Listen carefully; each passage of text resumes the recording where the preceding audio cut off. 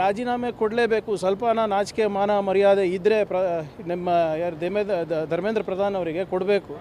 ಇನ್ನು ಎಷ್ಟು ಜನರ ಜೀವನ ಹಾಳು ಮಾಡ್ತಾರೆ. ಕೋಟ್ಯಾಂತರ ಜನ ಮಕ್ಕಳು ಇವತ್ತು ಬೀದಿಗಿಳಿದಿದ್ದಾರೆ. ಯಾಕೆ? ಅವ್ರಿಗೆ ಅನ್ಯಾಯ ಆಗಿದೆ ಅಂತ. ಶಿಕ್ಷಣ ನೀತಿನಲ್ಲಿ ಸುಧಾರಣೆ ಕೇಳೋದೇ ತಪ್ಪ?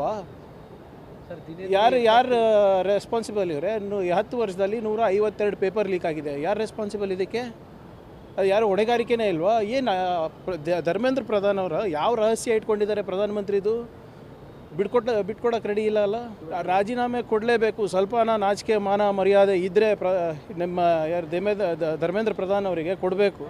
ಇನ್ನು ಎಷ್ಟು ಜನರ ಜೀವನ ಹಾಳು ಮಾಡ್ತಾರೆ. ಕೋಟ್ಯಾಂತರ ಜನ ಮಕ್ಕಳು ಇವತ್ತು ಬೀದಿಗಿಳಿದಿದ್ದಾರೆ. ಯಾಕೆ? ಅವ್ರಿಗೆ ಅನ್ಯಾಯ ಆಗಿದೆ ಅಂತ. ಶಿಕ್ಷಣ ನೀತಿನಲ್ಲಿ ಸುಧಾರಣೆ ಕೇಳೋದೇ ತಪ್ಪ? ಯಾರು ರೆಸ್ಪಾನ್ಸಿಬಲ್ ಇವರೇ? 10 ವರ್ಷದಲ್ಲಿ 152 ಪೇಪರ್ ಲೀಕ್ ಆಗಿದೆ. ಯಾರು ರೆಸ್ಪಾನ್ಸಿಬಲ್ ಇದಕ್ಕೆ?